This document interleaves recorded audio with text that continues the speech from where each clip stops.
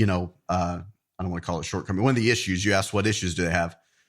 They treat online like this whole separate thing, and it's really not. It's a mirror into your world. You don't have to be a YouTube influencer or whatever. You don't have to do that. You don't have to do tutorials.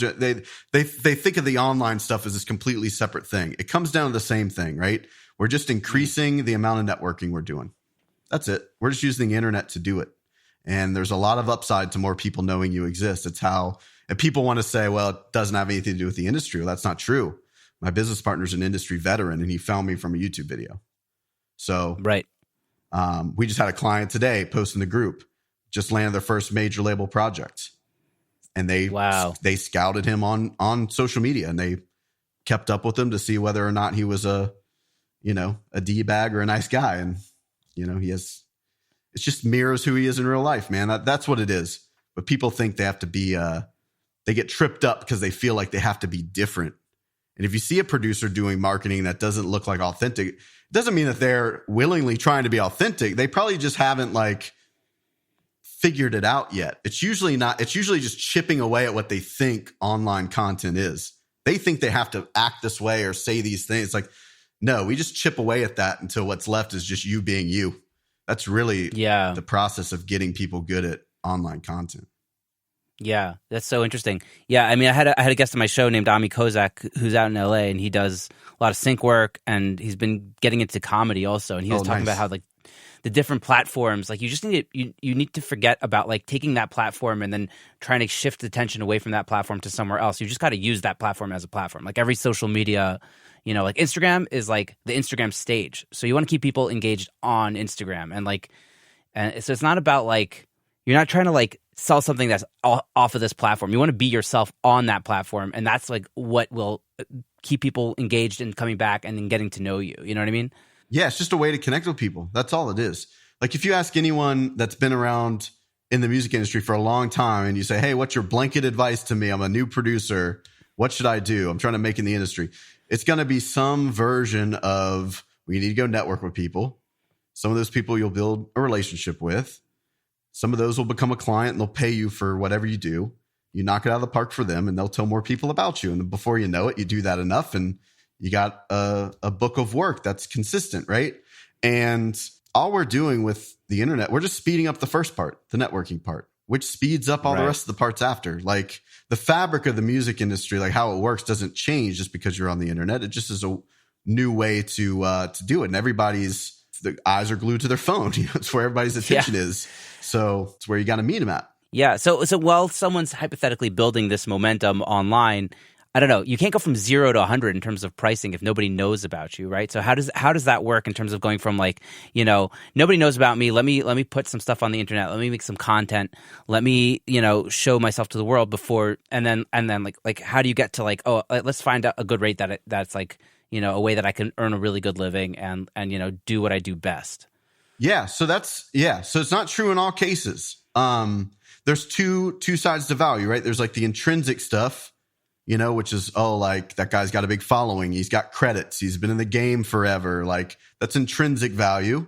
And then there's tangible value. Oh, there's extra things this producer does to help art because they have a background in syncs. They help their artists get placements or, they are really good at building fan bases. They help artists do that. And they have kind of more tangible value stuff. In the beginning, when someone doesn't have a lot of intrinsic value, we lean more on tangible. And then over time, they build intrinsic. And if they have intrinsic, then we can kind of lean more into that. So we have producers that have never worked with clients. And the first song they land is, they're landing $1,000 to produce a track with someone. It's pretty good. You can do, as a producer, you can make a good living doing, a couple of those a week. And it wasn't, they didn't have they didn't have a ton of intrinsic value, but they had a lot of tangible value. And they had a process for connecting with people, and their offer, what they offer to artists, makes sense for the clients they work with. It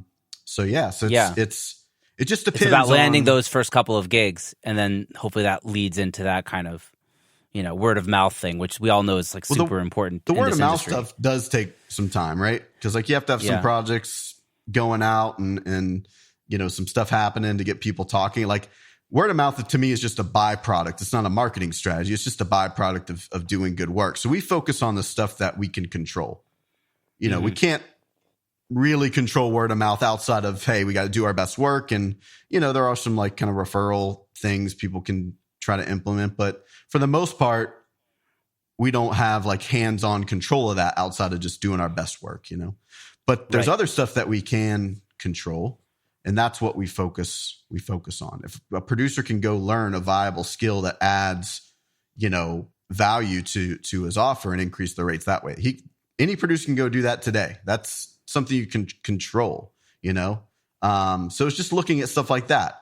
I'm not saying every producer has to like offer a bunch of services or become a marketing agency for artists, but some just look into other ways that they can help and pull from their background and experience. Again, we're talking about people that have, you know, even if they haven't worked with clients, they've been in the game for a little while. They know what they're doing. So it's a different strategy for like brand new producers, you know? Right. So you're talking about like people who are maybe more in the starting from like the middle of their journey or their middle and onwards. Yep, middle. Yeah, would be a good play. Yeah, when you're in the beginning, you're more so selling the service. Like, hey, I can do this service now. Been, you know, whatever. Went to audio school for a couple of years, and I'm confident I can pull this service off, and I'm going to go sell this service. But at some point, you make the transition into I'm not selling the service anymore. People aren't buying the service; they're buying me. Right. You know, that was an important lesson. I finally understood like maybe 4 years ago, and I was like, man, why I've been selling these like this like studio, like it's just me. Like, so I changed like my website to benwallach.com, you know, like you, at a certain point you realize, oh shit, it's not that I'm a studio. And if I am a studio, I'm a shitty studio. It's just like people work with me because they're working with me. Like that's what it is. Yeah. Smart move. Like, pushing the studios are very tough unless you're literally a commercial studio and you're trying to book rooms. I mean, exactly. Pushing the studio to me isn't a smart move. Yeah, if you're the guy that has like, if you have like, you know, multiple U47s and like, you know, distressors and all, whatever you know, all that stuff, then, you know, go for it. Become like a commercial studio. But if you're a producer, then you have to sell yourself. Yeah, absolutely. So that's what it comes down to. So it's like, I'll have, and you know, again, I'm not saying you have to like, as a producer, build like a huge YouTube channel or huge this or that. I don't have a huge following at all. My stuff is pretty niche, you know. It's not for the masses. It's on the higher end side of the investment. It's a, you know, very specific kind of client that we work with. But that's why I don't need a big audience. We just need enough people to you know, become clients to make our economics work. But with that the smallest said, viable audience. Yeah, exactly. With that said, I have producers who they don't have a ton of like credits or decades of experience, but they get more projects than most of the, you know, dudes with 30 years in the game because more people just know they exist, period. And they can charge whatever they want because they get hit. I have a client, the guy that runs the Make Pop Music stuff. I think he maybe even looks at 30% of the project inquiries that come in. He'll even consider maybe 30% of them. Wow. And the 70% will just refer to other people. Like it's overload of work because, you know, 100,000 people know he exists and like what he does. So, and he's built, you know, a relationship with them to an extent, maybe not a personal one-on-one relationship, but they feel like they know him. They're in his Facebook groups. They watch his videos. They bought products from him, his sounds, his samples. Like they feel like they know him. And that guy's set for life because of that, you know? And if he wants to spend he's providing value, right? Like he's just been providing value constantly. Yeah. It puts him in a position to where like, if he wants to go try to get on big gigs, it makes it easier because he doesn't have to worry about money. He's not going to take a shit deal. He's going to do his thing. He happened to choose to want to put his time into being an artist now. So he releases like 6 or more songs a year. So he gets to really put a lot of energy into his artistry, his performance side, because he doesn't have to worry about money, you know? And that's what we try to help producers do is if we can just get them in a position where, because the worst thing is when they like finally like reach the pinnacle of their career, like get the first gold record, get a thing. And then they get into such a shitty deal that they end up broke. That happens more often than it doesn't. And it sucks to see. And it's like, hey, if we just build something to where you don't have to worry about money, then you don't have to take shitty deals. You can do whatever you want, you know? And, it's you know, some think it's a, you know, capitalistic money driven way to look at it, but I don't know. Just to me, it's smart and makes sense. Yeah, if you're not worried about, you know, we do our worst work when we're like scared shitless of losing our pants. Yeah. Exactly, man. It doesn't, people, obviously it's a mantra, right? That it's not about the money. And it's like, well, if you want it to not be about the money, then make money not a problem. Right. That's the way that it can really not be about the money, is when you don't think about it. 'Cause you're like, yeah, money's fine. I don't think about it. Right. You're just choosing it based on what's going to, what you think you can help the artist with and what's going to help your career as well. So what do you think is like a good strategy for somebody who's like maybe stuck in that kind of like charging less money, hard to break that cycle? Like, how do you go from like, being the guy that's charging too little, has too many projects coming in, to just like, jumping the gun and charging a rate that will, knock a lot of that out. But, I don't know. How do you do that? Like, what would be like your word of wisdom? So it depends on if they're full-time or part-time doing that.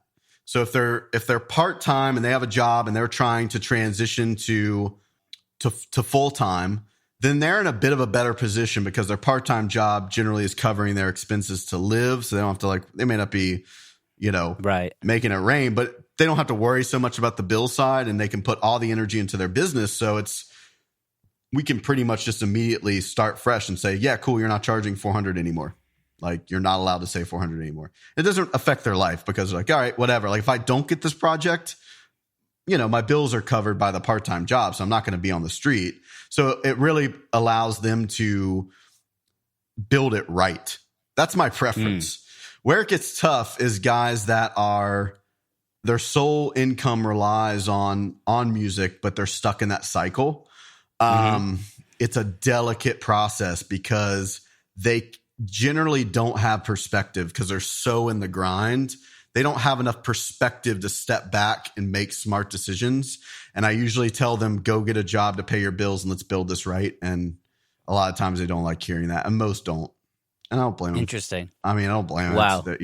At that point, they have a lot of pride, and going back and not being full-time is more important than, having a successful business to them. And I get where they're coming from, but it's a tough to take a step back.